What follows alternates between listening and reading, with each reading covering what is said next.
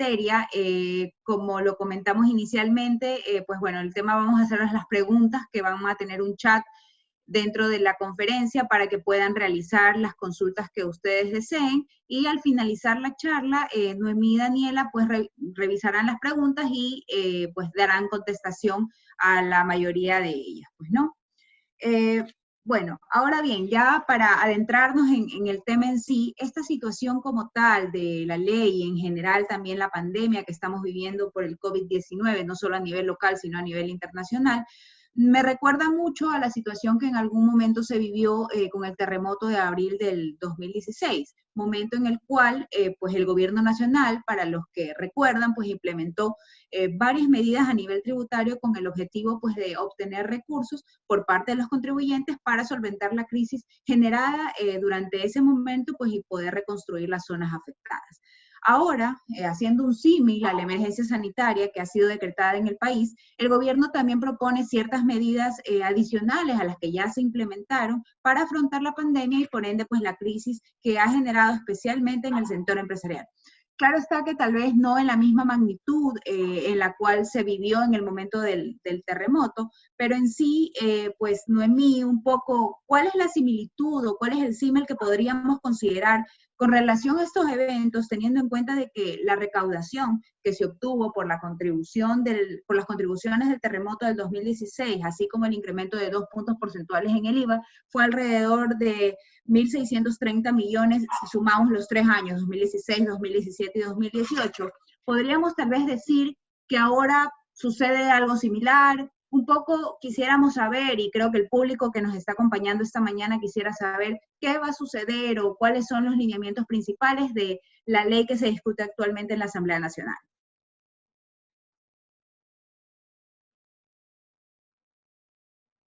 ¿Cómo están todos? Muy buenos días. Gracias, Mariana, por la introducción. En definitiva, sabes que la situación es similar, no es igual, porque en definitiva cuando ocurrió el tema del terremoto, pasamos todos momentos, digamos, no tan agradables. Sin embargo, es diferente a lo que vimos el día de hoy, porque al día de hoy nos enfrentamos ante una economía casi a un 100% parada, por así decirlo, porque no podemos ejercer con normalidad nuestras actividades diarias. Cuando ocurrió el tema del terremoto era diferente, porque digamos que eran 2 provincias de todo el país las que estaban gravemente afectadas, y por tanto las demás provincias como tal podían de una u otra forma hacer llegar donaciones o poder ayudar. ¿Sí? En su momento, el presidente de la bueno, más bien el gobierno de turno, motivó la creación de una ley, en su momento la denominaron Ley de Solidaridad, para poder reconstruir justamente las zonas afectadas, en donde principalmente se incluían 4 contribuciones. Esas contribuciones fueron temporales y fueron específicas, y se entendía de que el dinero era justamente para poder reactivar a las zonas. El día de hoy, debido justamente a la pandemia que vive no solamente el país como tal, sino el mundo, se ha motivado nuevamente la creación de una ley que justamente busca crear básicamente 3 contribuciones y hacer algunas modificaciones en cuanto a la parte laboral, para justamente poder sobrellevar y poder salir juntos de esta pandemia. ¿Sí? Entonces el propósito del día de hoy es revisar justamente lo que dice el texto de ese borrador de ley que hoy se debate en la Asamblea, un poco para poder conocer cuáles son los efectos o cuáles serían las consecuencias de aprobarse, digamos, la ley como está al día de hoy. Ahora, debemos de considerar que lo que vamos a revisar es todavía un borrador.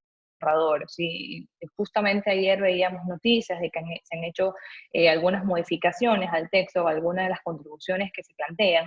Entonces, el propósito igual es un poco conversar sobre eso y considerar que finalmente pueden haber ciertos cambios, ¿no? Entonces, un poco entrando en materia, ¿sí? Vamos a hablar de la primera contribución. En su momento, cuando ocurrió el tema del terremoto, hubo una contribución que aplicaba a personas naturales residentes en el Ecuador, como personas extranjeras, que por alguna condición también cumplieran la característica de ser residentes fiscales en el Ecuador. Entonces, vamos a conversar sobre la contribución que afectaría a las personas naturales, ¿sí? La contribución tal como está prevista hoy día en el proyecto de ley aplicaría para las personas que estén bajo relación de dependencia como personas que se dediquen a hacer actividades económicas sin relación de dependencia.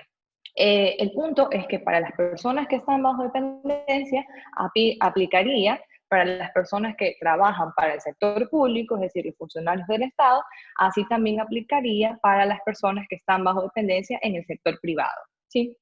Ahora, vamos a revisar cuáles son las consideraciones y cuáles son las particularidades de cada una de estas contribuciones.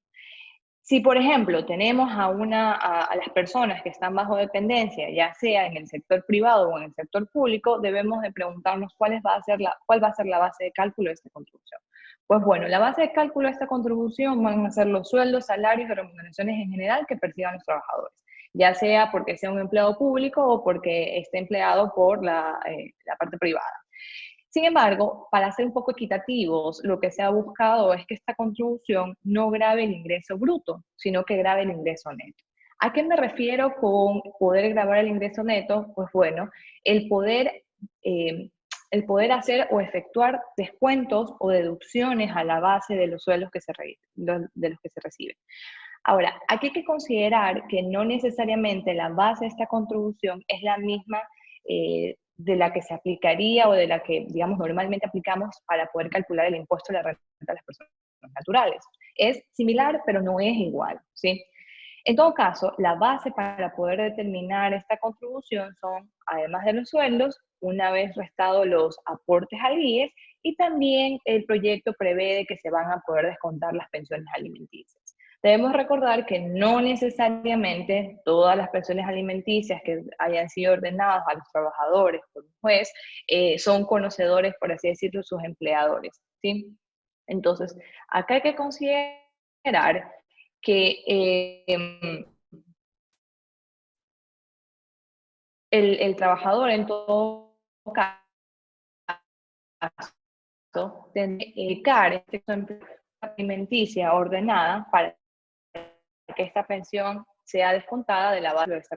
Adicionalmente, el proyecto también prevé de que no será base de cálculo los beneficios sociales, como son en este caso la 13ª remuneración, la 14ª remuneración o las pensiones jubilares que se paguen. ¿Sí? Nada de estos valores van a ser considerados dentro de la base de cálculo de esta contribución humanitaria. Ahora, ¿cuál es la diferencia entre lo que aplicaría para el sector privado y el sector público? Bueno, la tarifa en este caso. La tarifa que van a pagar las personas bajo relación de dependencia en el sector privado es diferente a la tarifa que pagarían los funcionarios públicos. Por ejemplo, el proyecto de ley es claro cuando establece de que tanto el presidente como el vicepresidente, el ministro y los viceministros, su contribución para esta crisis va a ser el 50% de la remuneración. Sin embargo, no es del todo claro cómo van a aportar los demás funcionarios públicos y las demás personas que trabajan en este caso para el Estado.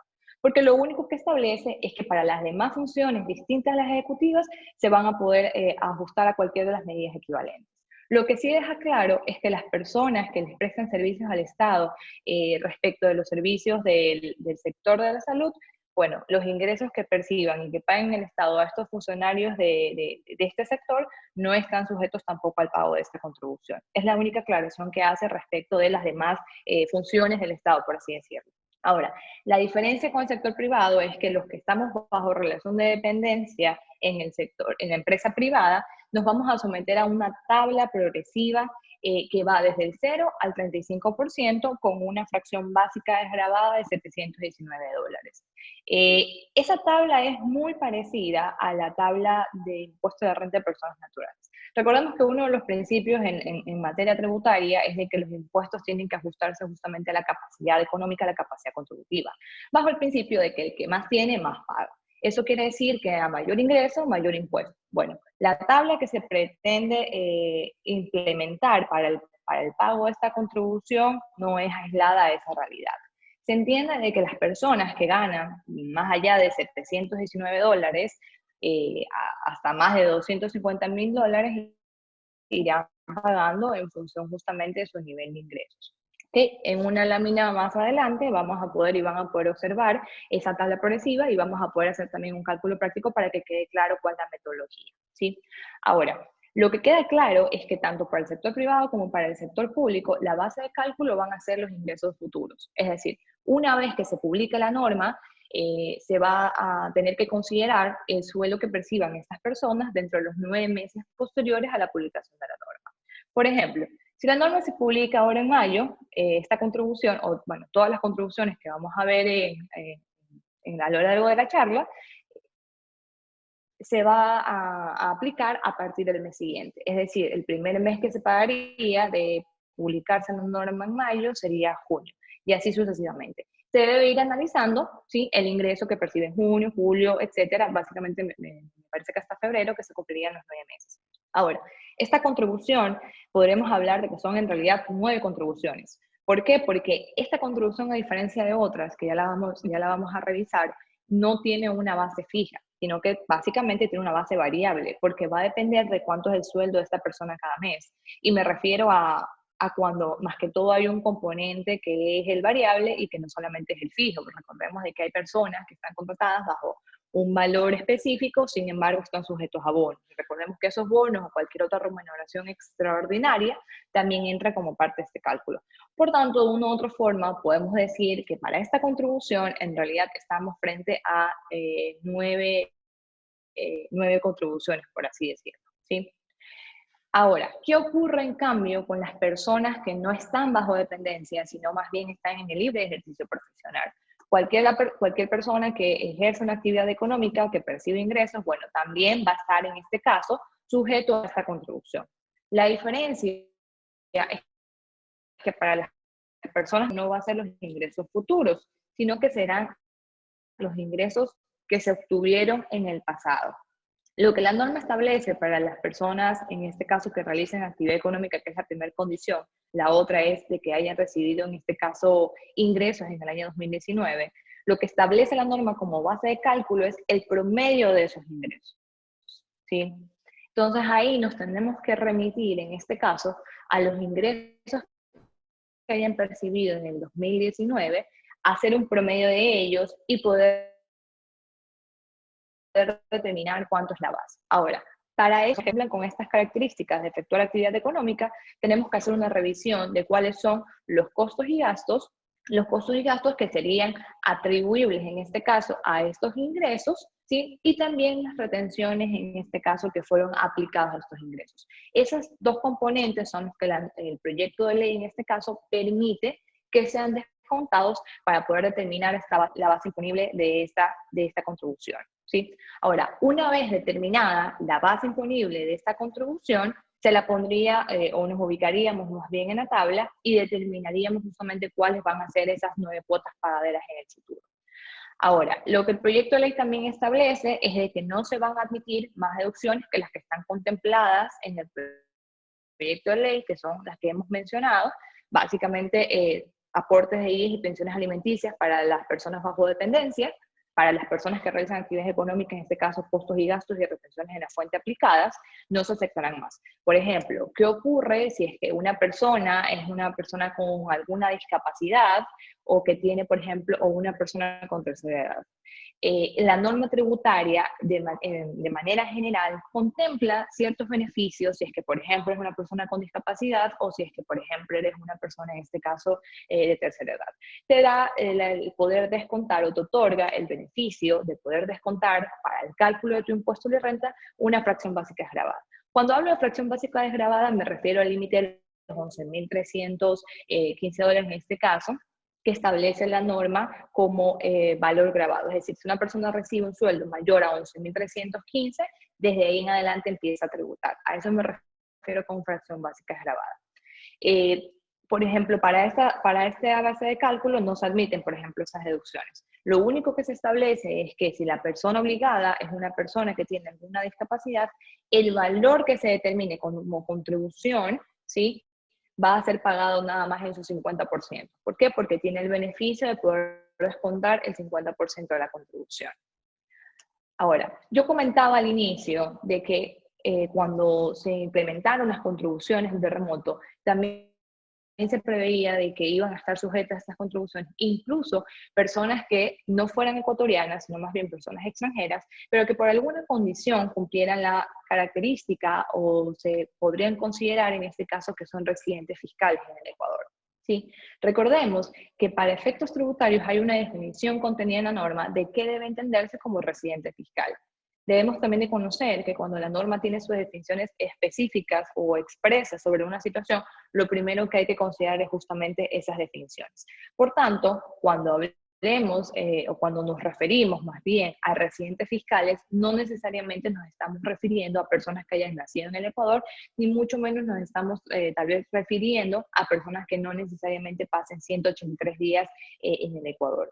¿Sí? Recordemos que para efectos fiscales la primera condición sí es la permanencia, estar 183 días en el país en un año calendario, pero no necesariamente es la única condición, ¿sí? Es decir, pueden haber personas que ni siquiera, me refiero a personas naturales, porque para las sociedades es la domiciliación, entonces para personas naturales pueden haber personas que ni siquiera viven en Ecuador, que no sean ecuatorianos de nacimiento. Sin embargo, puede ser que cumplan algunas de las características de la norma tributaria para ser considerado residente fiscal. La primera, como les decía, es la permanencia de 183 días en un año calendario. La siguiente es permanecer 183 días también, pero en un periodo de 12 meses consecutivos dentro de 2 ejercicios fiscales. Sin embargo, si es que no llego a cumplir alguna de esas condiciones, tengo que también remitirme o tal vez observar dónde está mi mayor nivel de activos o mi mayor nivel de ingresos. Pues lo que establece la norma tributaria es de que si el mayor nivel de ingresos de una persona natural es de fuente ecuatoriana o se percibe en el Ecuador, o si el mayor nivel de activos esta persona lo mantiene en el Ecuador, pues bueno, por esas dos condiciones estaríamos frente a un residente fiscal. ¿Qué significa el que sea residente fiscal? En términos generales, es una persona que aún no viviendo en el Ecuador tiene que pagar impuestos acá. Es decir, se somete a cualquier condición o a las mismas condiciones que cualquier otra persona que viva en el Ecuador. Eso es lo que de manera general significa ser residente fiscal. Esta contribución no es la excepción. Entonces, hay que tener en consideración que puede ocurrir o puede darse el caso de personas que ni siquiera viven acá y que, pues bueno, van a tener que también colaborar y pagar esta contribución. Ahora, ¿sobre qué aplicaría? Bueno, va a depender si es extranjero, por ejemplo, está bajo dependencia en alguna compañía local, va a depender si es que percibe honorarios profesionales pagados por alguna sociedad. En todo caso, habría que verificar si es que percibe ingresos en el año 2019 y si es que esta persona cumple obviamente también con las características o con las condiciones para ser residente fiscal. Básicamente serían esos dos puntos. Ahora, lo que están viendo en pantalla es una explicación queremos resumir para que quede un poco más claro cómo sería la aplicación de esta contribución. Recordemos de que al inicio yo hacía una distinción respecto de las personas que están bajo dependencia como las personas que no tienen en este caso dependencia, sino que ejercen actividad económica. El cálculo que están viendo en pantalla es el segundo caso, es decir, las personas que están bajo facturación, por ejemplo, se me ocurre, los representantes legales de una compañía. Ustedes deberán conocer de que el representante legal como tal no se puede regir, o más bien no se rige bajo el Código de Trabajo, dado de que el representante de una sociedad no es un trabajador, es justamente su mandante, es su representante en este caso. Por tanto, normalmente o generalmente, estas personas están bajo facturación, por tanto, para ellos, por ejemplo, habría que revisar cuánto fue el nivel de ingresos que ellos tuvieron en el año 2019. Como podrán observar, ahí en la pantalla lo que tratamos de resumir es una tabla de los ingresos, ¿sí? Desde los meses de enero a diciembre del año 2019, y lo que hemos incluido en la columna denominada B son los costos y gastos asociados a esos ingresos, que es lo que la norma también permite descontar. Finalmente, dentro de la columna C, lo que hemos hecho es incluir las retenciones aplicadas. Recordemos de que una de las condiciones para que un gasto sea deducible es que aplique retención. Entonces, cuando alguien entrega la factura por sus servicios o por los bienes que ha vendido, pues normalmente la persona que recibe el bien o el servicio lo que hace es justamente aplicar una retención. Todas esas retenciones, que normalmente son crédito fiscal, es decir, lo puedo descontar del pago de mis impuestos, acá en este caso los vamos a poder descontar. Entonces, el cálculo de esta contribución será la sumatoria de los ingresos menos los costos, menos las retenciones aplicadas, determino la base imponible. Como ustedes se podrán fijar, si se suma de enero a diciembre, la base es de $199,000. Lo que establece el proyecto de ley es que se tome el promedio de ellos para poderlo mensualizar. Por tanto, Si 199.000 es el equivalente de 12 meses, lo que vamos a hacer es que ese valor lo vamos a dividir para 12.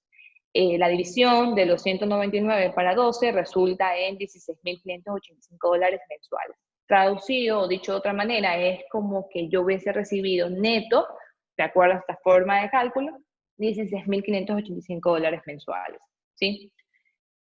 Ese valor es el que voy a ubicar en la tabla. Si ustedes pueden ver, del lado derecho está justamente la tabla que prevé el proyecto. Como yo les comentaba al inicio, la base desgravada, por así decirlo, es a partir o ingresos encima de $719. Ustedes podrán observar que es una tabla progresiva, va subiendo en escalón, hay un total de 15 tramos, ¿sí? Y va de 719 hasta 250.000 en adelante, aplicando una fracción básica, aplicando una fracción desgravada.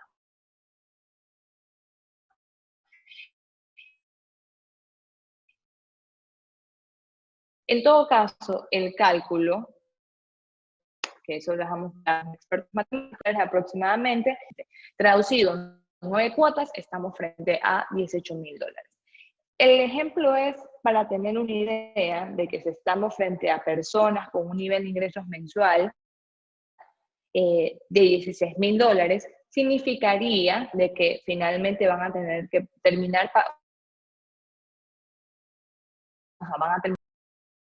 Ahora, lo anterior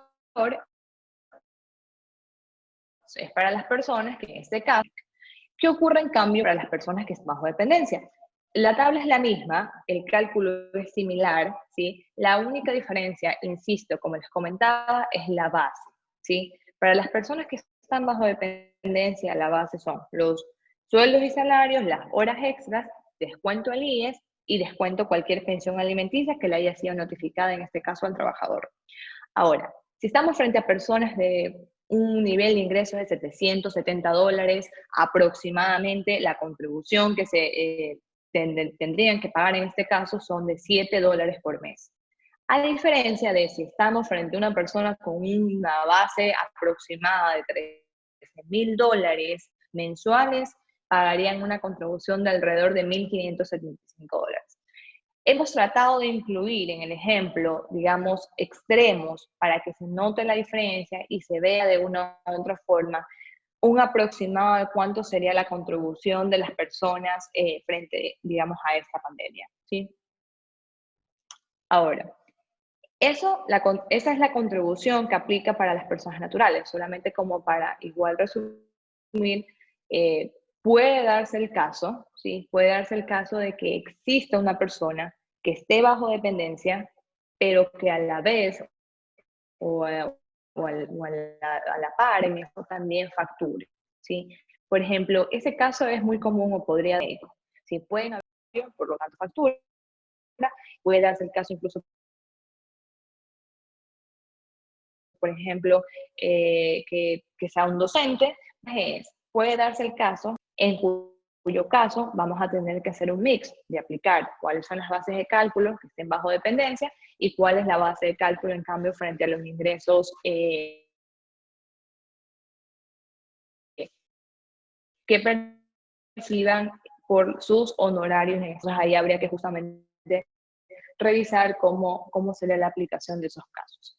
Ahora, pasándonos a la contribución que aplicaría para las sociedades, recordemos que cuando inicialmente se establecía el poder crear una nueva ley, se mencionaba, fue bastante sonada esta contribución a las sociedades. ¿Y por qué? Porque en diciembre, recordemos de que se publicó una ley, el 31 de diciembre justamente, salió publicada en el registro oficial.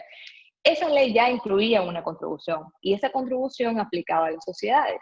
Se entendía que aquellas sociedades que tuvieran ingresos o que hayan percibido ingresos durante el año 2018 superiores a $1 millón, ingresos grabados del impuesto a la renta, ojo, iban a estar sujetas a una contribución en función de una tabla progresiva, ¿sí? Nuevamente, respetando el principio justamente de progresividad.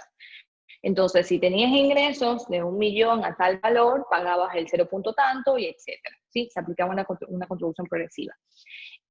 Como la base de cálculo de esa contribución había sido justamente los ingresos y había sido la base del año 2018, lo que se establece acá es una contribución ya no sobre los ingresos, sino sobre la utilidad. Es decir, ya no vamos a afectar al ingreso bruto como tal, sino ya a la utilidad que queda disponible, hagan de cuenta una vez habiendo pagado todo, es decir, habiendo pagado 15% de participación de trabajadores, habiendo pagado el impuesto, el propio impuesto a la renta. Estar sujeta siempre que su utilidad disponible para accionista o la base imponible sea mayor a $1 millón.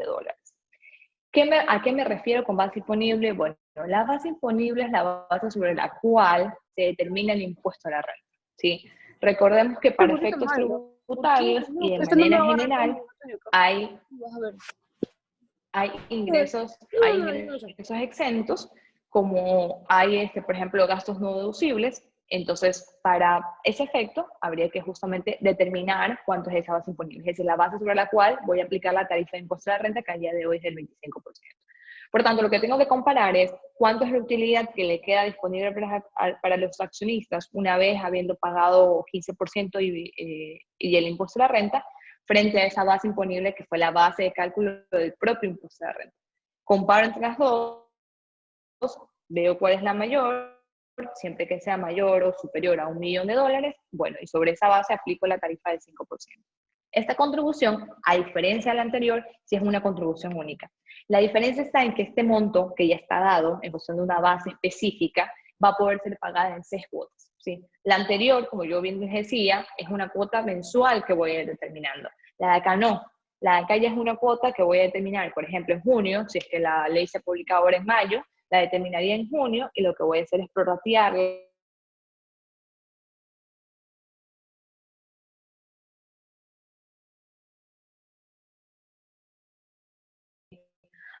Ahora, de acuerdo a lo que permite el Código Tributario, los contribuyentes de encontrarse en una situación en la que no puedan cubrir sus impuestos, pero sus propios impuestos, pueden acceder a facilidades de pago.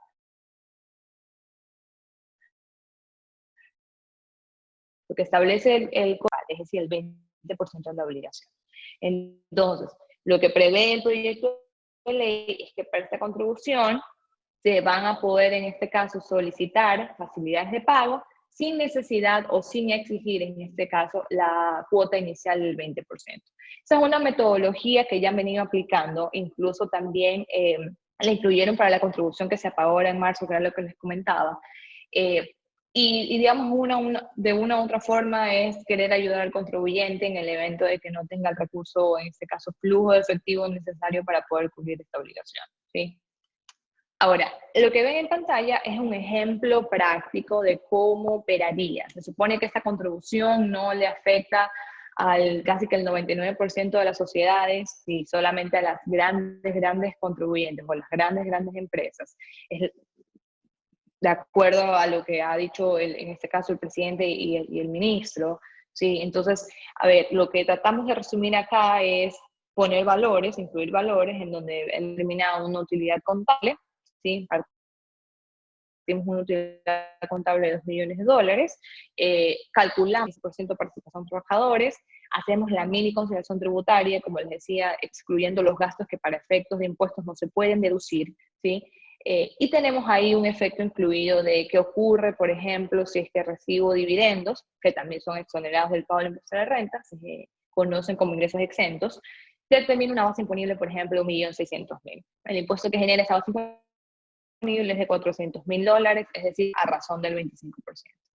Por el otro lado, entonces, vamos a determinar la segunda base. Recordemos que, como les decía, esta contribución es el comparativo entre la utilidad disponible para accionistas frente a la utilidad grabada. Entonces, esa utilidad grabada, que es base imponible, es lo mismo, ¿sí? Cuando escuchan utilidad grabada o base imponible es lo mismo, es el primer componente, es 1.600.000. Ahora, yo tengo que ir a determinar cuánto es lo que finalmente le queda al accionista disponible, que luego se traducirá en este caso lo que todos conocemos como dividendos. Bueno, le quedaría en todo caso, si partimos también de la misma utilidad contable de $2 millones, luego de haber cumplido con sus trabajadores, el 15%, luego de haber cumplido con el Estado, en este caso el impuesto, ¿sí? Y haciendo este descuento que permite el proyecto muy particular de poder descontar, en este caso, los dividendos que vengan de otras o que provengan de otras compañías, queda una utilidad de $1.100.000. como tengo que comparar las dos bases, como les comentaba, la mayor, evidentemente, es la base imponible, porque es 1.600.000. Por tanto, tomo la mayor entre los dos, ¿sí? Y la contribución sería el 5% de ese 1.600.000. Entonces, esa es la idea de cómo se calcularía esta contribución. Esos $80.000, en todo caso, lo que haría es pagarlos en las 6 cuotas y puedo luego, en este caso, solicitar facilidades de pago. Ahora, hay una última contribución que ha sido bastante comentada y comentada en realidad desde el origen, porque esta contribución, que es la que están viendo en pantalla, es el texto que estaba, que más bien consta en el informe del borrador del primer debate. Fue una contribución que no estaba al inicio cuando el presidente envió el proyecto a la Asamblea. Esta contribución o este texto se agregó en el informe del primer debate, ¿sí? Y lo que básicamente establece es una contribución del 2% sobre bienes inmuebles que estén situados en el Ecuador. Sin embargo, tal como está redactada en el informe del primer debate, no queda claro si lo que se está refiriendo es a dos cosas. Es decir, se aplica una contribución frente a los bienes inmuebles situados en el Ecuador y otra parte que aplique a los derechos representativos de capital que sean de propiedad de sociedades domiciliadas en paraíso fiscal. Recordemos de que puede darse el caso de haber sociedades locales que tengan accionistas del exterior, o sea, es decir, que su accionista no sea una persona natural, una persona física, sino que sea, por ejemplo, otra sociedad. Eso es totalmente válido. Y también es válido que una compañía extranjera pueda ser, en este caso, accionista de una sociedad local, siempre que sean mínimo 2, de acuerdo a lo que establece la ley de compañías, ¿sí? Entonces parecería que lo que querían grabar era el valor de la valuca catastral de los bienes, ¿sí? Situados en el Ecuador, y por otra parte, el valor patrimonial proporcional de los derechos representativos de capital que tiene una sociedad extranjera. Para no confundir qué significa valor patrimonial proporcional, no es más de ver cuánto es el patrimonio de una sociedad, ¿sí? Cuánto tiene de patrimonio, cuántos son sus activos netos, y aplicarle por el porcentaje de participación. Es decir, si somos 2 accionistas, participamos en el 50-50 cada uno, y digamos, nuestra compañía tiene un patrimonio de $10.000, quiere decir que cada accionista tiene como patrimonio en esa sociedad $5.000. Eso es lo que se conoce como el valor patrimonial proporcional. Es obtener un porcentaje del patrimonio en función de tu participación en el capital social de la sociedad. No es más que eso. Entonces, parecería que lo que se quería grabar es ese valor que es de propiedad de estas compañías extranjeras a razón del 2%. Sin embargo, me parece que el día martes se comentaba de que había, en este caso, la comisión votado a favor para que se eliminara esta contribución. Sin embargo, ayer veíamos noticias desde la página de la Asamblea y de las cuentas oficiales de los legisladores que se estaba incluyendo nuevamente un texto. De acuerdo a una noticia más bien de prensa que leíamos el día de ayer, parecería que se va a volver a incluir esta condición, pero dejando claro de que no aplica para los bienes inmuebles que cualquier ciudadano ecuatoriano tenga en el país. Por ejemplo, es que tal como estaba redactada, parecería de que cualquiera de nosotros, si tuviera un bien inmueble, iba a tener que pagar el 2% respecto de la valúa catastral que consta en el municipio. Parece que lo que quieren dejar es simplemente las sociedades que estén domiciliadas en paraísos fiscales y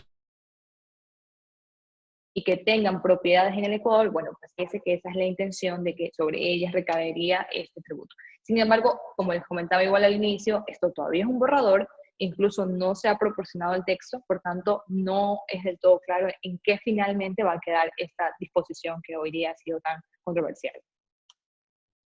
Finalmente, esta norma prevé que cualquier valor que se pague por contribución, cualquiera que ésta sea, la de las sociedades, la de las personas naturales, la de estos derechos representativos de capital, incluso, va a poder ser usada como crédito tributario.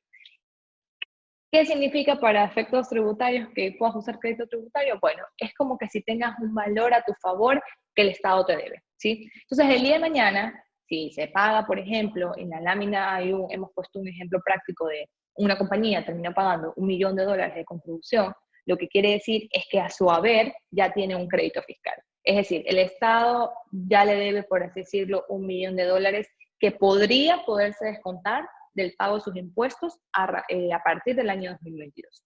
Sin embargo, menciono que podría, o sea, es decir, es una posibilidad, porque al momento que lo aplico van a haber ciertas condiciones que tengo que observar, ¿sí? En todo caso, existe esa posibilidad de poder descontarme esos valores pagados por concepto de contribución cuando se vaya a liquidar el impuesto a la renta, ya sea el impuesto a la renta de la sociedad o ya sea el impuesto a la renta, en este caso, a las personas naturales, ¿sí? En el mes de marzo o en el mes de abril, dependiendo si estamos frente a personas naturales, personas físicas o sociedades en este caso.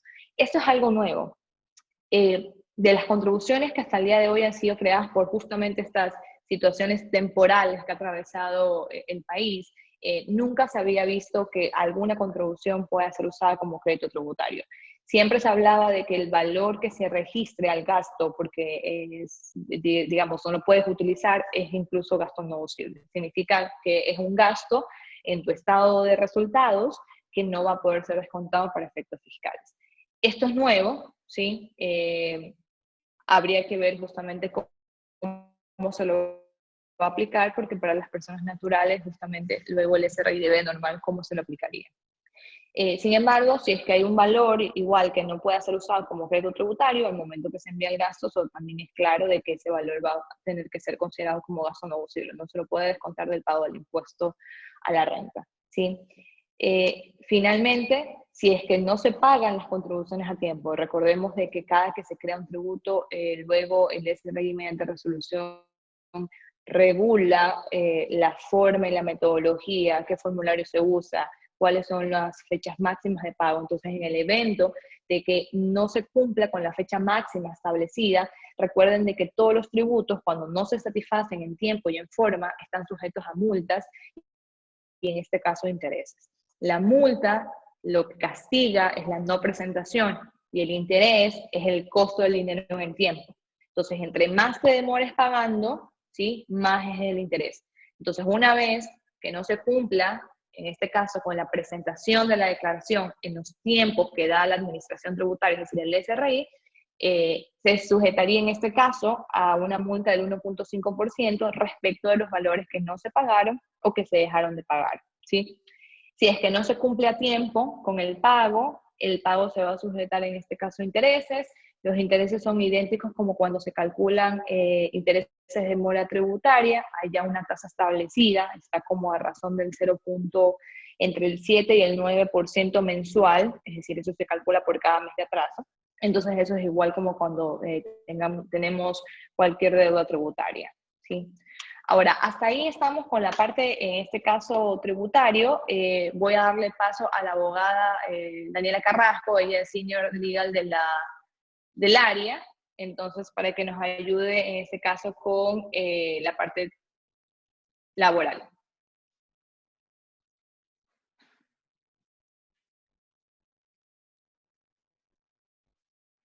Listo, buenos días con todos. Continuando con la charla, sabemos que adicional a las contribuciones humanitarias, el proyecto de ley de apoyo humanitario prevé otras medidas, que son medidas de carácter laboral, y que están, digamos, diseñadas o encaminadas a otorgar herramientas a los empleadores o a las empresas para poder sobrellevar y sostener la crisis que estamos viviendo actualmente. Si retomamos el análisis comparativo que realizaba Noemí al principio de la charla respecto al tipo o a la naturaleza de las medidas que se están proponiendo actualmente versus las medidas que se adoptaron o se implementaron cuando ocurrió el terremoto en abril del 2016, es evidente que la crisis que vivimos actualmente o el alcance, digamos, de la afectación que tenemos hoy en día es muchísimo más amplio. Recordemos que si bien cuando ocurrió el terremoto en el 2016, obviamente el país sí sufrió una afectación en general, esta afectación o digamos las medidas que se implementaron en aquella época estaban dirigidas a reactivar a las provincias que directamente habían sido perjudicadas por el terremoto, es decir, Manabí y Esmeraldas. Sin embargo, vemos que la crisis que hoy en día vivimos es una situación que afecta al país en general, porque realmente se ha paralizado en gran medida el sector productivo, las empresas no han podido funcionar normalmente, no han tenido el mismo nivel de ventas, ni tampoco el mismo nivel de ingresos, y obviamente esto repercute o las afecta en el cumplimiento de sus obligaciones laborales y en el pago de las remuneraciones. Recordemos que aun sin importar, digamos, cuántos ingresos, o si una empresa tuvo ingresos o tuvo ganancias en un periodo determinado, eso no la exonera o no le exime de que igual tenga que seguir cumpliendo con sus obligaciones laborales y seguir pagando las remuneraciones. En este sentido, el proyecto de ley de apoyo humanitario propone ciertas medidas que tienen el propósito de preservar las fuentes de empleo y garantizar la estabilidad laboral de los trabajadores en la medida de lo posible. Entonces, ¿cómo se podría, digamos, o cómo se está proponiendo que se podría alcanzar este objetivo? Ha establecido varias medidas. La primera de ellas que vamos a ver es la suscripción de acuerdos de preservación de fuentes de trabajo. ¿Qué son estos acuerdos? Pues básicamente es un convenio en el cual empleadores y trabajadores podrán modificar o podrán acordar la modificación de las condiciones de la relación laboral durante el periodo en que esté vigente estos acuerdos laborales. Sin embargo, sobre este punto hay que hacer un comentario que tal vez podría ser interpretado como una crítica, y es que, tal como está previsto en el proyecto de ley de apoyo humanitario, no se establece qué condiciones o qué aspectos de la relación laboral van a ser susceptibles de negociación, hasta qué punto yo voy a poder modificar las condiciones de la relación laboral.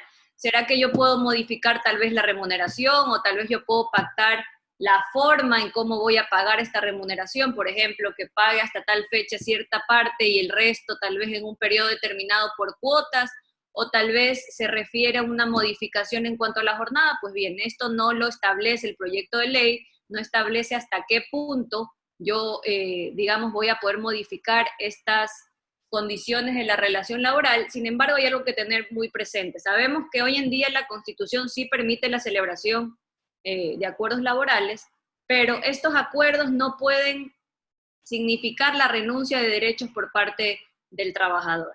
¿Por qué? Porque esto significaría una vulneración de derechos, y bajo este punto, por ejemplo, no sería materia de negociación la disminución de la remuneración, a menos que esto sea una consecuencia de la adopción de una reducción de la jornada laboral, por ejemplo, como ya lo veremos más adelante.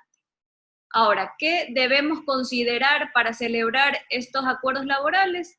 El punto de partida, de acuerdo a lo que establece el proyecto de ley, es que el empleador va a tener que demostrar o dar a conocer a sus trabajadores cuál es la realidad financiera de la empresa. ¿Y cómo lo hará? A través de la presentación de los estados financieros. ¿Por qué esto es importante? Porque yo tengo que demostrar a mis trabajadores cuál es la situación económica difícil por la que estoy atravesando. Esto me va a ayudar a justificar por qué es necesario que yo llegue a estos acuerdos con mis trabajadores, y va a justificar por qué pacto los compromisos que pacte en esos acuerdos laborales. Por ese motivo es indispensable que el empleador dé a conocer cuál es la situación económica por la cual está atravesando la empresa.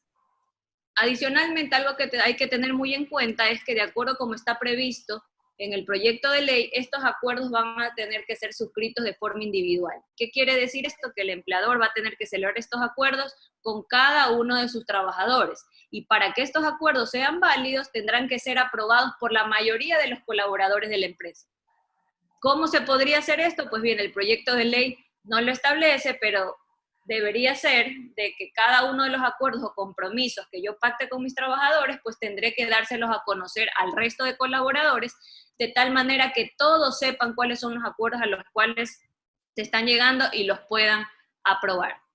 Algo particular dentro de esta medida es que, respecto de los periodos en los cuales estén vigentes estos acuerdos laborales, la empresa no va a poder distribuir dividendos ni, por ejemplo, disminuir el capital de la empresa.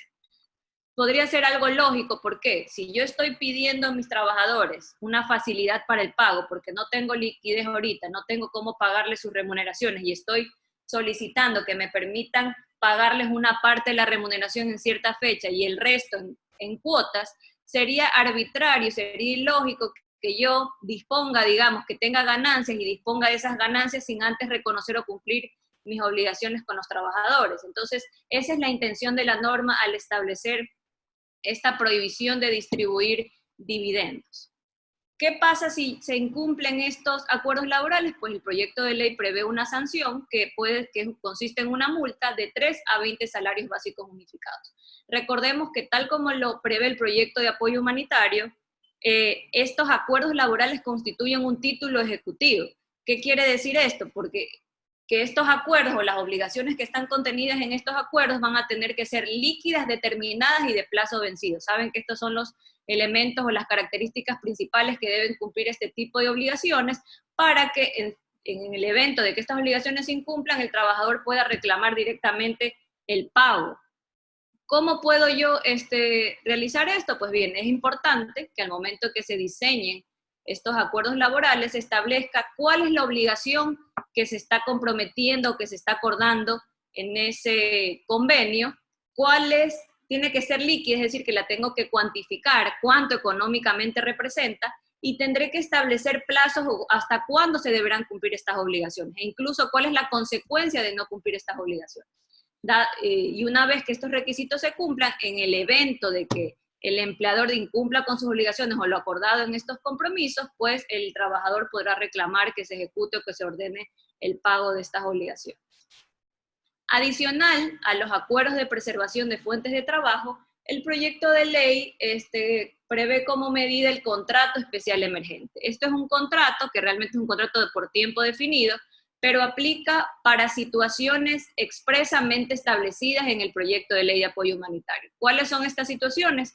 Pues bien, para aquellas empresas que tal vez quieran realizar nuevas inversiones o abrir una nueva línea de negocios, o tal vez aquellas empresas que quieran modificar su giro de negocio o incrementar la oferta de bienes y servicios, e incluso para aquellas empresas que están atravesando una dificultad económica actualmente y que necesitan incrementar su producción para efectos de cumplir con las obligaciones pendientes. Como ustedes ven, bajo estas situaciones, lo que se quiere hacer es que el empleador tenga herramientas para no estar atado a un contrato indefinido de trabajo. ¿Por qué? Porque digamos, si yo quiero abrir una nueva línea de negocios o hacer una nueva inversión, no sé si me va a ir bien o mal. Entonces, si tendría que estar obligado a un contrato indefinido de trabajo, pues ya sabemos qué es lo que implica estar bajo un contrato indefinido y todas las obligaciones que tengo para esos trabajadores.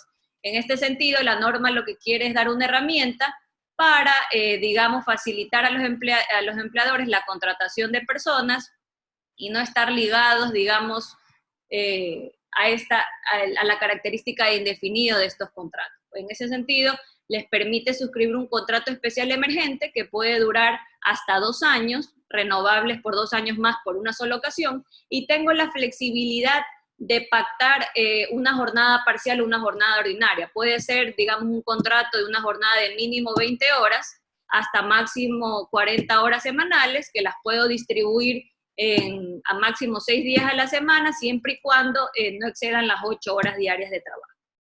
Algo importante también es que, de acuerdo a la jornada o a las horas de trabajo que yo pacte, la remuneración y los beneficios de ley se pagarán de forma proporcional.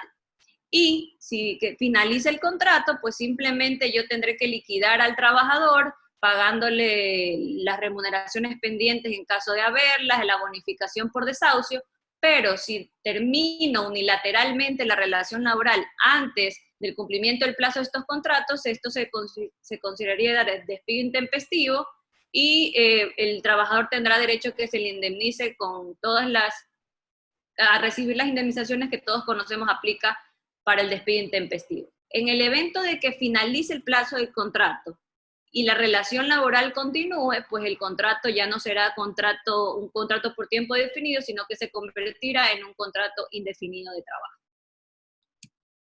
Adicional al contrato especial emergente, otra medida que prevé el proyecto de ley de apoyo humanitario es la reducción emergente de la jornada de trabajo. Ya sabemos o tienen que haber escuchado últimamente que esta medida es muy aplicada, sin embargo no es nueva, ya ha estado contenida en nuestro Código del Trabajo en el artículo 47.1 y fue una medida, digamos, que fue resaltada por el Ministerio del Trabajo durante este estado de emergencia sanitaria como una herramienta a ser implementada por los empleadores. Sin embargo, esta medida en particular, como está contenida en el proyecto de ley, tiene ciertas diferencias con la que actualmente está vigente.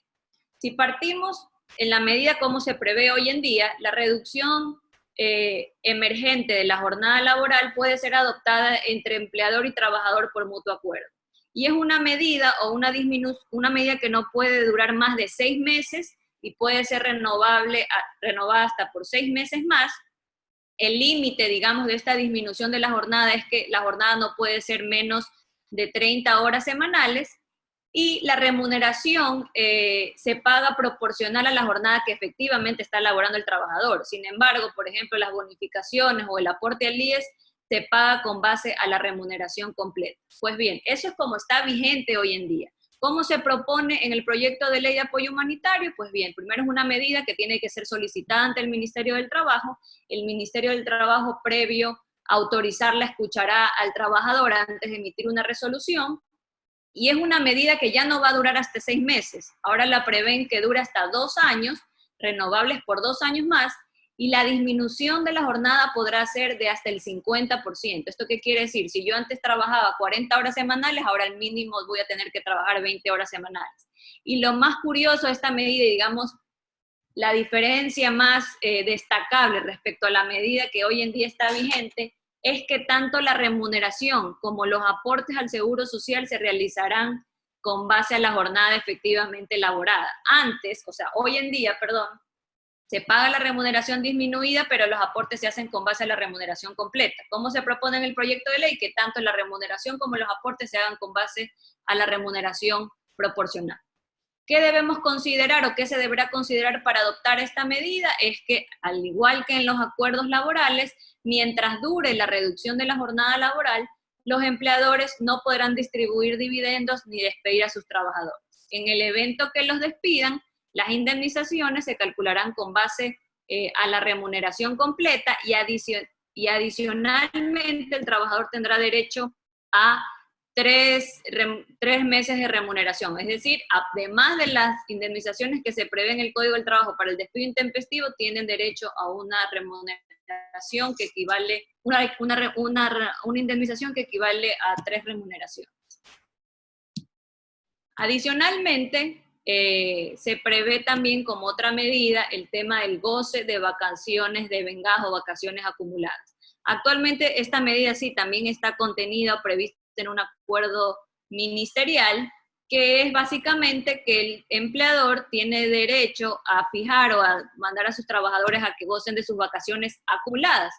Sabemos, de acuerdo como lo prevé el Código del Trabajo, que el trabajador puede no hacer uso de sus vacaciones hasta por 3 años. Es decir, yo puedo acumular mis vacaciones, es decir, no las voy a gozar, pero en el 4º año, digamos, las tendría que gozar. ¿Qué pasa si no las gozo en el 4º año? Pues ya no me puedo ir de vacaciones, pero si en un evento futuro yo me desvinculo de la empresa, el empleador me tiene que pagar, digamos, esas vacaciones acumuladas dentro de mi liquidación. ¿Cuál es la medida que se prevé, digamos, en el proyecto de apoyo humanitario? Es que durante los 2 años siguientes a la publicación de la ley en el registro oficial, el empleador puede disponer que sus trabajadores se vayan de vacaciones y las vacaciones acumuladas. ¿Y cuál va a ser la consecuencia de esto? Que en un futuro, si ya se desvincula el trabajador, pues ya no se considerará dentro de la liquidación los pagos por estas vacaciones acumuladas. Otra particularidad contenida en el proyecto de ley de apoyo humanitario es el tema del teletrabajo en el sector privado.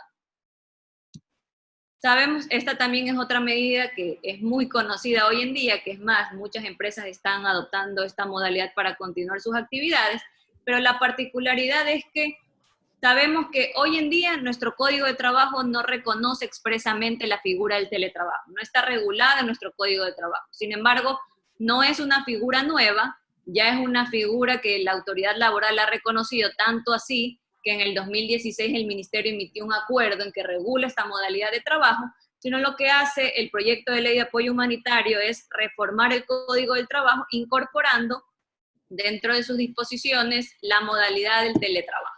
¿Y en qué consiste el teletrabajo? Pues no es más que la ejecución de las actividades laborales o la prestación de los servicios por parte del trabajador de forma remota, ya sea en una jornada especial o en una jornada ordinaria, sin tener la necesidad de acudir de forma presencial a las instalaciones del empleador, sino que lo hace de forma remota a través de la utilización de herramientas tecnológicas de la información, por ejemplo una computadora, que al mismo tiempo le sirvan al empleador para controlar y dar seguimiento al correcto desarrollo de estas actividades. ¿Cómo se puede pactar o en qué momento yo puedo pactar esta modalidad de trabajo, el teletrabajo? Pues yo puedo iniciar una relación laboral. Yo puedo iniciar, digamos, una contratación bajo la modalidad de teletrabajo o puedo modificar las relaciones o los contratos que ya tengo actualmente vigentes para que se adapten a esta modalidad, firmando un acuerdo modificatorio. Algo que hay que tener en cuenta es que aun cuando yo realice mis actividades bajo esta modalidad de trabajo, los derechos son los mismos. Yo como trabajador, aun cuando no esté en las instalaciones del empleador, pues yo tendré que cumplir mi jornada de trabajo, tendré que cumplir con mis horarios de trabajo y estar a disposición del empleador durante el tiempo que dure mi jornada. El empleador tendrá la responsabilidad de brindarle al trabajador todas las herramientas que sean necesarias para el correcto desarrollo de las actividades y por otro lado, el trabajador es responsable de la custodia de estas herramientas que le entrega el empleador y lo más importante, es responsable de la custodia y confidencialidad de la información a la que tiene acceso o a lo que maneja para el desarrollo de sus actividades laborales. Recordemos que es más fácil, digamos, en una jornada presencial de trabajo o estando en las instalaciones del empleador, que éste sepa cuál es la información, a qué información tiene acceso a sus trabajadores y qué manejo le están dando a esta información.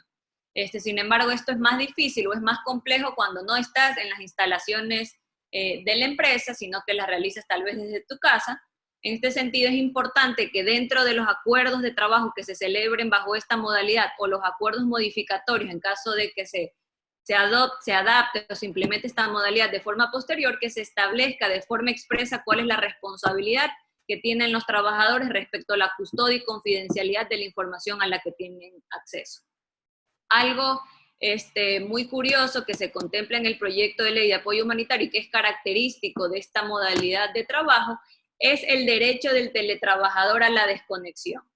Y esta desconexión o este periodo de desconexión es de al menos de 12 horas continuas. ¿Qué quiere decir esto? Pues es un periodo en que el trabajador tiene derecho a no estar a disposición del empleador. O sea, no tengo la obligación de estar conectado y estar pendiente de las asignaciones o las tareas que me imparta mi empleador. Hay un tiempo que la norma garantiza como un derecho a los trabajadores a ya estar desconectados y ya no continuar realizando sus actividades. Este periodo es de al menos 12 horas continuas. Adicionalmente, esta modalidad se puede realizar de diferentes formas. ¿Esto qué quiere decir? Por eso es que el proyecto de ley de apoyo humanitario establece como tipos de teletrabajo. El primero de ellos es el teletrabajo autónomo, que quiere decir que el trabajador utiliza un lugar propio para realizar sus actividades laborales, puede ser desde su casa, y lo realiza ahí la mayoría del tiempo, es decir, rara vez va a las instalaciones del empleador para realizar sus actividades.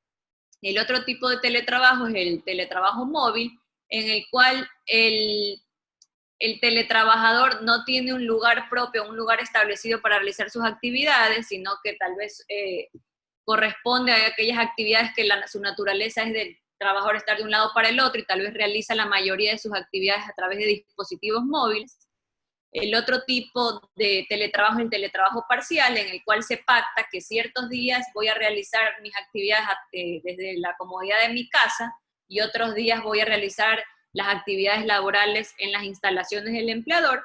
Y el otro tipo de teletrabajo es el teletrabajo ocasional, que realmente es el que estamos, digamos, aplicando hoy en día, que se implementa o se adopta en circunstancias particulares, como la que estamos viviendo actualmente. Es decir, debido a la suspensión de la jornada presencial de trabajo, se ha implementado, se ha dispuesto que aquellas actividades que por su naturaleza pueden ser realizadas bajo esta modalidad, se los realice así, y una vez que cese este estado de emergencia sanitaria y se reanuden las actividades, pues ya dejará de existir o ya se dejará de implementar o de adoptar esta modalidad. Por otro lado, el proyecto de ley de apoyo humanitario establece, digamos, condiciones especiales para acceder a la prestación del seguro de desempleo para aquellas personas que se hayan quedado, digamos, sin trabajo durante el estado de emergencia sanitaria. Establece, digamos, o flexibiliza el cumplimiento de los requisitos a los que se debe acreditar para acceder a esta prestación económica. Si ustedes ven, nosotros hemos hecho aquí un cuadro comparativo para que ustedes puedan ver cómo se prevé la prestación del seguro de desempleo en la Ley de Seguridad Social versus cómo está previsto la prestación del seguro de desempleo en el proyecto de Ley de Apoyo Humanitario. Partamos de que este beneficio, digamos, es una prestación económica a la que tienen derecho las personas afiliadas al IES y que se hayan quedado sin trabajo por causas ajenas a su voluntad. ¿Esto qué quiere decir? Para aquellas personas que hayan sido despedidas intempestivamente. No aplica para aquellas personas que hayan terminado la relación laboral por mutuo acuerdo, es decir, que hayan renunciado. No, tienen que haber sido desvinculadas por causas ajenas a su voluntad. ¿Cuál es la diferencia? Pues bien, de acuerdo a lo que establece la Ley de Seguridad Social, esta es una prestación que en general aplica para cualquier persona que haya sido desvinculada en cualquier periodo, mientras que la prestación del seguro de desempleo que está prevista en la Ley de Apoyo Humanitario aplica únicamente para aquellas personas que hayan sido despedidas en los meses de abril, mayo, junio y julio del 2020. En ambas situaciones, ¿qué se debe cumplir para acceder a este beneficio? Acreditar 24 aportaciones, y de estas 24 aportaciones, 6 deben ser continuas e inmediatamente anteriores al despido. ¿Qué debo cumplir también para acceder a esta prestación? Pues bien, esta es la diferencia, digamos, principal de la medida como la establece la Ley de Seguridad Social versus como la prevé la Ley de Apoyo Humanitario, es que bajo la Ley de Seguridad Social yo tengo que acreditar estar desempleado por más de 60 días. Mientras que el proyecto de Ley de Apoyo Humanitario facilita o flexibiliza, digamos, este requisito indicando que yo tengo que acreditar es que tengo más de 7 días desempleado. Entonces se aminora, digamos, o se disminuye el tiempo que tiene que estar desempleada una persona para poder acceder a este beneficio. ¿Cuándo lo puedo solicitar? Pues bajo la Ley de Seguridad Social yo puedo solicitar la prestación del seguro de desempleo a partir del día 61 de estar desempleado y hasta un máximo de 45 días después. Mientras que bajo el proyecto de Ley de Apoyo Humanitario yo lo puedo solicitar a partir del 8º día. En ambas situaciones la persona, como les indiqué, no puede acceder a esta prestación en las que hayan renunciado, ni tampoco los que sean jubilados. ¿Por cuánto tiempo va a estar vigente esta prestación? Pues va a estar vigente por 5 meses. Por 5 meses yo voy a recibir mensualmente esta prestación económica que está formada de una parte fija y una parte variable. La parte fija, que es el 70% del salario básico unificado, más una parte variable que dependerá de los fondos disponibles de cesantía que tenga la persona. Para finalizar, nosotros hemos diseñado un flujo donde ustedes pueden ver, digamos, cuál es el proceso que tendría que atravesar el proyecto de ley de apoyo humanitario, que como ustedes saben es un proyecto de ley calificado de urgente en materia económica y de acuerdo a nuestra Constitución y la Ley Orgánica de la Función Legislativa, tiene un procedimiento especial. Recordemos que este proyecto fue presentado por el presidente de la República el 16 de abril. De acuerdo al artículo 140 de la Constitución, la Asamblea Nacional tiene 30 días contados a partir de esa fecha para aprobar, modificar o negar el proyecto de ley. ¿Cuándo se cumplen esos 30 días? Se cumplen el 16 de mayo. Dentro de este interín o de este tiempo se tienen que dar el primer y segundo debate. Sabemos que ya pasó el primer debate y ahorita la Comisión de Desarrollo Económico está sesionando para elaborar el informe para segundo debate que sea conocido por la Asamblea. Una vez, si la Asamblea no se pronuncia dentro de estos 30 días, tanto en primer y en segundo debate, el proyecto de ley se promulgará y se ordenará su publicación en el registro oficial. Si no se pronuncia dentro de estos 30 días, directamente el presidente lo que hace es que se promulga y ordena que se publique la ley. Si la Asamblea se pronuncia y, digamos, ya aprueba un proyecto de ley, este proyecto lo tienen que remitir al presidente de la República. Y el presidente de la República, a partir de que lo tiene en sus manos, tiene 30 días para sancionar u objetar el proyecto de ley. Sancionar, ¿qué quiere decir? Que apruebo, digamos, el proyecto, cómo me lo ha remitido la Asamblea, o lo puedo objetarlo totalmente o lo puedo objetar de forma parcial. Si lo objeta de forma total, la Asamblea Nacional no podrá no podrá tratar el proyecto de ley hasta después de un año, y si lo objeta de forma parcial, tendrá que realizar sus observaciones y proponer un texto alternativo. Una vez que tenga esta objeción, esto se tendrá que poner en conocimiento de la Asamblea, también que tendrá que pronunciarse máximo 30 días después de que se le presenta, digamos, esta objeción, y esos 30 días se cumplirían como fecha máxima el 18 de julio, y en este tiempo la Asamblea tiene que allanarse a la objeción que ha planteado el presidente de la República o ratificarse en el texto originalmente remitido a este. En ambas situaciones, el proyecto al final tendrá que promulgarse y publicarse en el registro oficial. Esto es un flujo que está elaborado con base a las fechas máximas o los plazos máximos que establece la Constitución y la Ley Orgánica de la Función Legislativa, pero es previsible que este proyecto obviamente se apruebe con mucho tiempo de anticipación. Ya en pocos días va a ser la sesión de la Asamblea para el segundo debate, y lo más pronto posible se enviará esto, digamos, esta aprobación al presidente de la República, quien tendrá que al final sancionar o objetar la ley para que esta ya al final se apruebe. Esto creemos que podría realizarse dentro del mes de mayo, pero de todas maneras queríamos mostrarle este flujo para que ustedes vean cuáles son las fechas máximas o los plazos máximos que tienen la Asamblea para poder aprobar el proyecto de ley. Muchísimas gracias a nuestras ponentes. Ahora, en cumplimiento de nuestra propuesta de Exprésate Derecho, queremos darle la bienvenida a Doménica Pérez para que dé su intervención respecto al tema que estamos tratando. Doménica, te cedo la palabra. Hola Rafa, muchísimas gracias a la Asociación de Estudiantes de la Delegación por la oportunidad que nos brindan de poder participar en estos eventos. Para mí es un honor participar junto a Noemí y Daniela, exponentes de altísimo nivel. Y bueno, recordemos que más allá del aporte técnico realizado, no solo como estudiantes, sino como ciudadanos, debemos realizarnos las siguientes preguntas. ¿Realmente nos encontramos frente a una contribución o es realmente esto cumple con los principios de constitucionalidad? Recordemos que frente a situaciones ocasionales, tributos ocasionales, hoy la situación ocasional es COVID-19 y el tributo ocasional son las contribuciones humanitarias.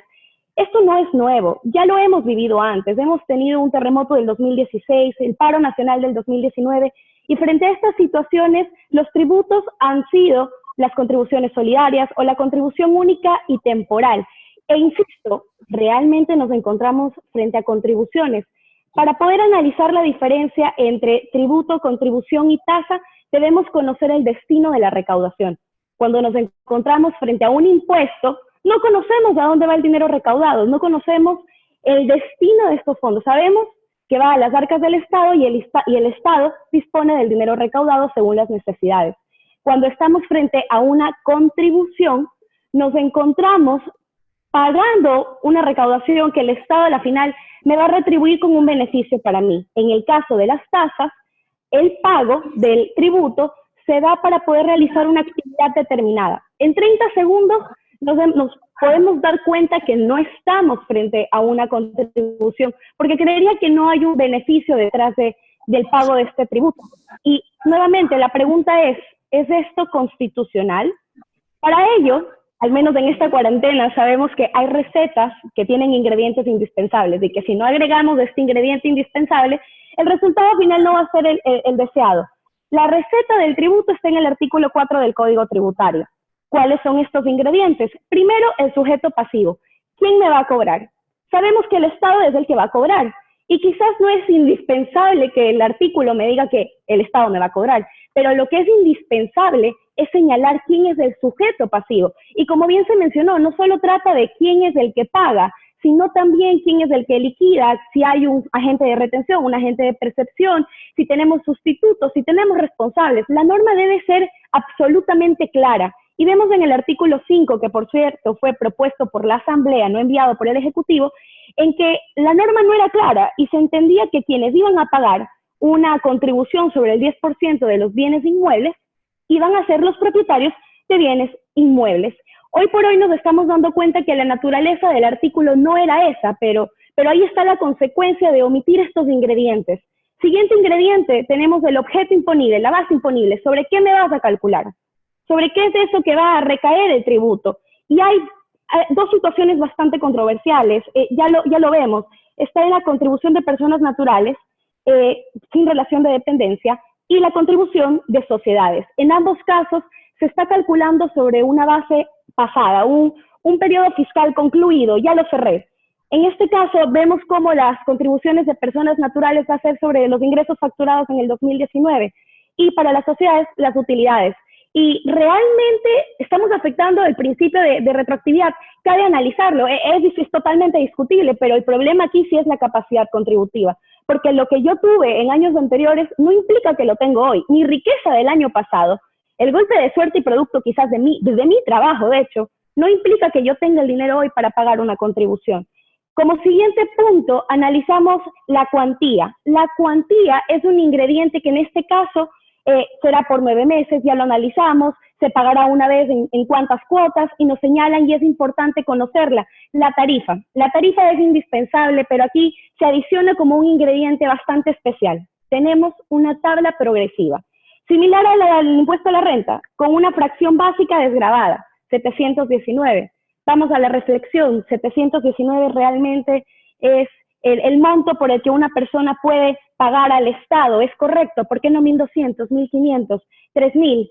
Cabe analizarlo. Luego tenemos las exoneraciones o las rebajas.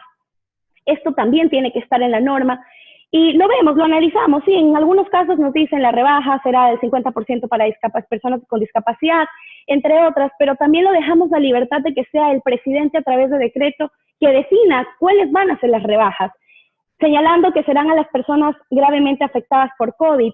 Es bastante vago este término, porque ¿qué es estar afectado por COVID? Si me despidieron, si producto del recorte presupuestario del Estado era docente y tuvo una reducción de personal, ¿qué es estar gravemente afectado? Si fui COVID positivo, ¿qué es? Lo sabremos mediante decreto.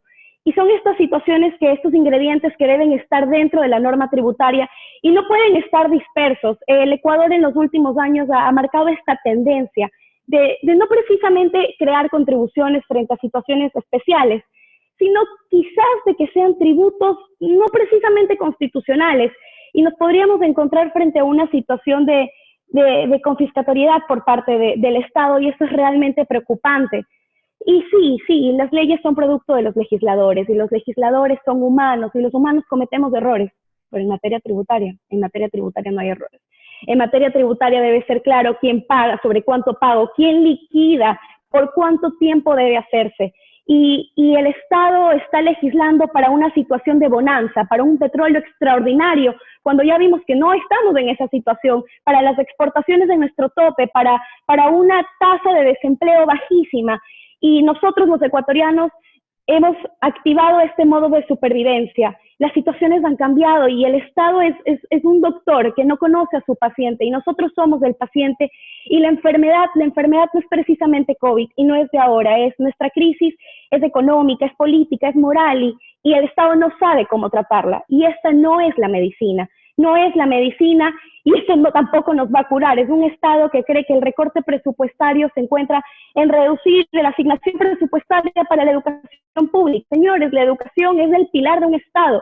Es un Estado que destina $146, no para enterrar a nuestros muertos, sino para envolverlos, cuando la medicina para curar a nuestros enfermos a precio de mercado es de $16 el medicamento. El mensaje que está transmitiendo el Estado, desde donde se ejerce el poder, es que más vale ser cómplice o ser compadre antes que un buen estudiante. Y es ahí donde entramos nosotros, los estudiantes, a tener estos espacios de debate, a analizar, a discutir, a quemarnos las pestañas, porque es nuestro momento de crear y de entender para no volver a cometer los mismos errores. Hoy sobre nuestros hombros recae un peso bastante considerable y no tenemos que esperar a graduarnos, debemos de empezar desde hoy. Para concluir, yo creo que podemos decir que esta ley tiene poco de humanitario y tiene mucho de urgente y mucho de indolente. Rafa, te cedo la palabra. Muchísimas gracias, Dome, por tu gran intervención. Te agradecemos primero y de nuevo por participar en esta gran iniciativa de la asociación, y le cedo la palabra a Mariana Pastor, pues para que continúe con con esa charla. Bueno, muchas gracias, Doménica, Rafaela. Un poco, como lo comentamos al inicio de la dinámica, vamos a resolver o vamos a contestar las preguntas que nos han colocado en el chat. Sin embargo, hay un par de preguntas que fueron recibidas a través del formulario de registro, entiendo, cuando muchas de las personas se registraron, por lo que vamos a empezar con esas preguntas y de ahí voy a dar paso a las preguntas que específicamente han hecho en el chat. Nos comentan, ¿qué artículos podrían ser declarados inconstitucionales? ¿Qué vacíos se deberán llenar con las normas secundarias? Y el objetivo o fin de esta norma, ¿en qué beneficia a los ciudadanos quien planifica o qué efectos COVID a corto, mediano o largo plazo va a tener?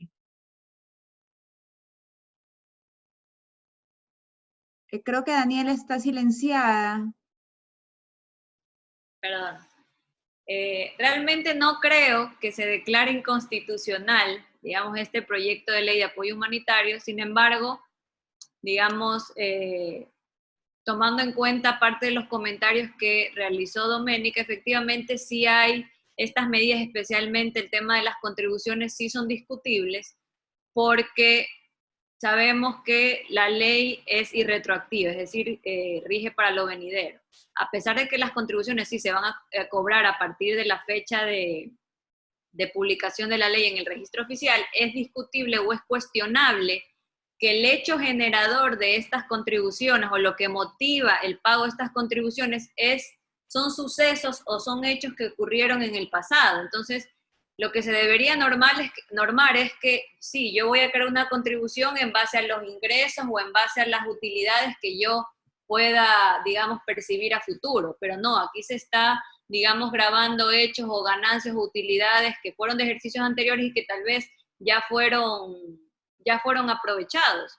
Otra cuestión que tal vez podría ser discutible es que tal vez no se está tomando en cuenta el principio de capacidad contributiva, que es esencial dentro del régimen tributario, porque sabemos que hoy en día hay cierto sector, el sector empresarial que está más perjudicado que otro. Hay empresas que han tenido que paralizar sus actividades y no han podido trabajar con normalidad, versus otras empresas que, por ejemplo, el sector alimenticio, el sector farmacéutico y demás, que sí están funcionando normalmente y es más, es previsible que van a tener muchísimos más ganancias y muchos más ingresos.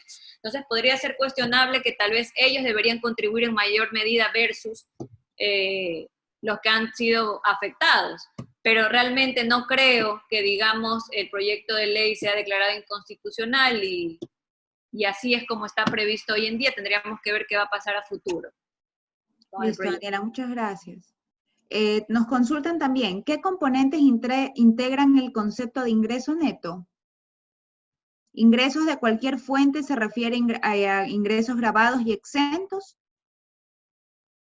Sí, a ver, primero teníamos que hacer una distinción, como yo les comentaba. Hay que ver si es que estamos bajo dependencia o si estamos frente a las personas naturales, en este caso, que realicen alguna actividad económica. Si es que estamos frente a personas que están bajo dependencia, el concepto de ingreso neto se traduciría en todo caso a el sueldo ganado, las horas extras, las bonificaciones, menos y menos en este caso alguna pensión alimenticia que tenga decretado en este caso cada uno de los empleados. Si luego de hacer ese cálculo matemático de sumar los ingresos menos las aportaciones y menos las pensiones alimenticias, se obtiene un valor superior a $719, esa persona está sujeta al pago de contribución. Ahora, para el caso de las personas que tienen, en este caso, ingresos por actividades económicas, la base es un poquito diferente. La base, en cambio, va a ser el ingreso facturado del ingreso bruto, menos los costes de esos ingresos. Ahora, aquí quiero puntualizarlo, ¿sí? Recordemos que estas formas de cálculo están dadas para cada uno de los tipos de ingresos. ¿A qué me refiero y qué es lo que quiero decir? Puede darse el caso que una persona natural recaiga sobre ambas situaciones. O sea, es decir, yo puedo estar, por ejemplo, el día de mañana enrolada en una compañía, puedo estar bajo dependencia de un empleador, pero eso no me quita, si es que mi empleador en este caso no me lo ha prohibido, de que haya recibido, de que haya podido facturar, por ejemplo, ingresos por actividades económicas. Por ejemplo, si se da un tema de docencia, si se da algún servicio profesional específico. Entonces, a lo que voy es que sobre una persona natural puede recaer ambas formas de cálculo. Lo que hay que estar claro es de que para determinarlas tengo que situarme en qué situación, o sea, en qué caso estoy, ¿sí? Para poder justamente identificar si aplica los ingresos del 2019 o, en este caso, los ingresos del año 2020. Ok, en el marco de una consulta que también nos hicieron en el inicial, nos indican las indemnizaciones por desahucio y despido intempestivo integrarán la base del cálculo del ingreso promedio para personas naturales que han sido desvinculados durante el año 2019. A ver, primero hay que recordar de que si estamos frente a ingresos bajo dependencia, los ingresos que se van a considerar son los venideros, ¿sí? Por tanto, si es que el día de mañana he cambiado de empleador, se entendería que ese nuevo empleador va a considerar los ingresos a futuro. Si es que hablamos de valores que se han recibido por indemnizaciones, se entiende que son parte del pasado y además está previsto de que los, digamos, beneficios que corresponden por una decisión, digamos, de ley, que son los beneficios sociales como tal, igual no son parte del cálculo, son como consideradas, por darle un nombre, exenciones. Sin embargo, recordemos de que para las personas naturales la base es lo venidero. Por tanto, solamente se va a sujetar en este caso o someter los sueldos, salarios, horas extras, menos las deducciones que conversamos, que sería aporte de IES y pensiones alimenticias. No entraría ningún beneficio social. Ok, ahora sí vamos a dar paso a las preguntas que nos han hecho a través del chat. Me dicen, ¿puede por favor nombrar las 9 formas de contribuciones?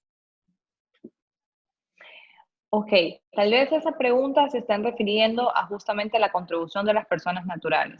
En realidad, por título como tal, es una sola contribución, o sea, es la contribución de personas naturales. A lo que tal vez me referí y tal vez me faltó precisar un poco, es que esa contribución se la paga en 9 cuotas, pero es diferente, porque resulta ser que no es una cuota fija, que era el mensaje lo que quería llegar. A diferencia de las otras contribuciones, ¿sí? Las otras contribuciones, como por ejemplo la de la sociedad, que es sobre una utilidad, o por ejemplo la de derechos representativos de capital, es sobre una base ya dada, es sobre una base específica, y lo que hago es que esa base la divido para 6 cuotas. La de personas naturales, en cambio, es variable. ¿Por qué es variable? Bueno, porque va a depender del sueldo que perciba esta persona en el futuro. Por eso es que tal vez me refería, o es a lo que quería hacer mención con esas 9 contribuciones, por así decirlo. Pero podemos hacer un equivalente igual que estamos frente a 9 cuotas. Ok. En el caso de los extranjeros, ¿qué sucede si efectivamente residen en el Ecuador, tienen visa de residente, es representante legal, pero por ser una empresa familiar no factura, ya que esos valores que recibe en su cuenta son generalmente por gastos para vivir en Ecuador? Bueno, como les decía, no es primera vez que en este caso un extranjero que cumpla con las características para ser residente fiscal deba en este caso, someterse a algún impuesto acá en el Ecuador. Si estamos frente a un extranjero que ya tiene tiempo residiendo acá, entiendo que incluso no cumpliría solamente el tema del nivel de ingresos de activos, sino también la permanencia, que es una de las primeras condiciones como veíamos, va a ser. ¿De qué va a depender la base? Bueno, va a depender frente a qué tipo de ingresos, perdón. Si este extranjero que reside en el Ecuador está bajo dependencia y recibe un sueldo, bueno, se va a someter a la base de cálculo o las condiciones de la contribución respecto a las personas bajo dependencia. Si en cambio esta persona, en este caso, está facturando o hace o ejerce cualquier actividad económica, por ejemplo, incluso si es accionista, no me ocurre, no lo sé, y si recibe dividendos, se entiende que esos dividendos incluso también estarían grabados. El mensaje es que el extranjero es como que si el día de mañana nos pongamos equivalente a cualquier ecuatoriano. Hay que ver y habría que analizar las mismas situaciones, si percibe ingresos bajo dependencia o en este caso si los factura. Ok. Nos dicen, ¿los ingresos exentos que se pudieran considerar solo serían dividendos y el efecto de BPP o todos los ingresos exentos que constan en el formulario 101? Ok, a ver, recordemos de que la base de cálculo de la contribución por las utilidades es el resultado, en este caso, de comparar la utilidad disponible para accionistas y la base imponible. En la base imponible que menciona la persona que hace la pregunta, consideremos, o sea, debemos de considerar de que ahí ya están descontados todos los ingresos exentos. Por tanto, al momento que yo tomo como comparable la base imponible, que es esta conciliación tributaria que hago, digamos, ahí ya están afectados o ya estarían considerados todos los ingresos exentos. Incluso deducciones, no solamente exenciones, ¿sí? También deducciones. Ahora, cuando mencionaba o hacía énfasis al tema de los dividendos, es que el proyecto de ley prevé de que esa utilidad que está afectando a una sociedad, porque, digamos, es accionista de otra, ¿sí?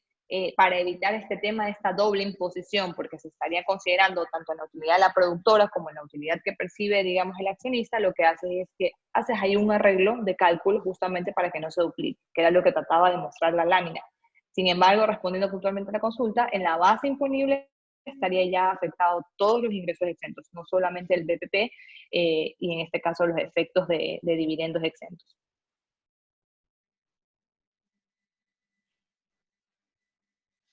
Creo que estás... Perdón, sí, nos dicen, si un trabajador doméstico fallece por efecto del coronavirus en el domicilio del trabajador y donde el patrono tuvo un caso de contagio, la liquidación sobre este caso, ¿cuál sería? ¿Y quién recibiría la liquidación en este caso?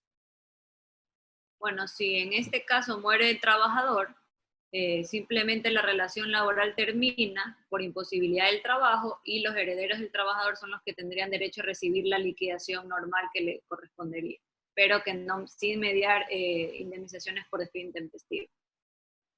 Ahora, no sé si hay algún agravante por el tema de que fue contagiado por donde trabajaba.